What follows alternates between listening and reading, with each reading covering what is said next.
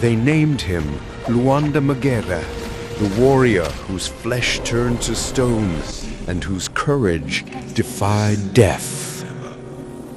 In the village of Kano, a woman named Nakuto gave birth to this child, unlike any other. Whispers spread that he was fathered by a spirit from the deep waters of Lake Victoria. The night he was born, the lake rippled without wind, and the moon glowed brighter than ever. They knew then this child was no ordinary being.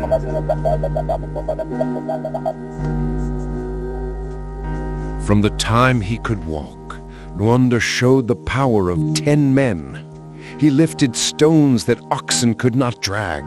He ran with the wind and hunted lions with his bare hands. When wild beasts came near the village, they fled at his sight.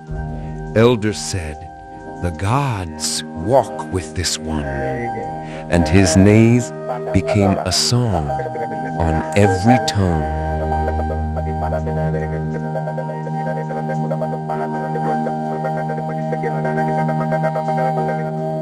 When the Nandi waged war against the Lua, Lwanda Magere became their shield. He walked into battle like a mountain of iron. Arrows shattered against his skin. Spears bent and broke. He was untouchable, a living fortress. The Nandi called him the spirit made of stone. And yet, even the strongest spirit has a shadow. Lwanda's secret was known only to the spirits. His strength did not live in his flesh, but in his shadow. No weapon could pierce his body, but if harm ever reached his shadow, he would fall.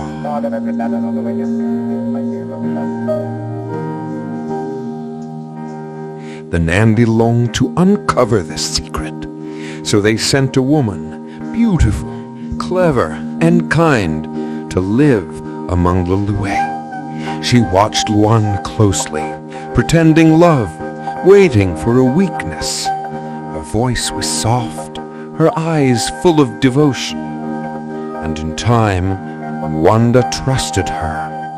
One evening, when illness struck him, she offered to prepare his medicine. As she poured water into a bone, she saw something strange. Lwanda sat still, yet his shadow moved on the wall. In that moment, she understood. The spirit of the warrior lived not in his body, but in his shadow.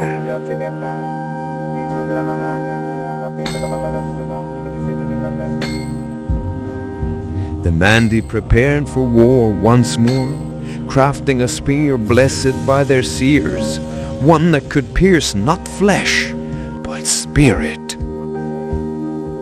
On the day of battle, the sun burned high, casting long shadows across the plains. Lwanda Magere marched forward, shining like a bronze god, fearless and proud. The Nandi warriors trembled, yet their chosen fighter held steady, the woman's brother holding the sacred spear. As the sun did low, Lwanda's shadow stretched across the battlefield. The Nandi warrior aimed, and with a cry to the heavens, hurled the spear into Lwanda's shadow. The earth trembled. Lwanda gasped, a thunderous cry that shook the hill. His strength left him. His knees buckled, and before the eyes of his people, his body turned to stone. Where it fell, beside the river Nyando, a great rock still stands to this day. The Lua Seli it is in, Lwanda Magere, the stone warrior. His spirit guards the land, watching silently over his people.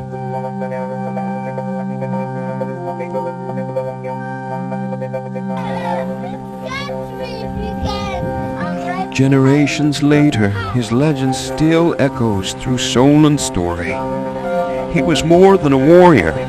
He was a lesson that even the mighty must guard their hearts as well as their strength, and that power without wisdom can crumble like stone struck by its own shadow.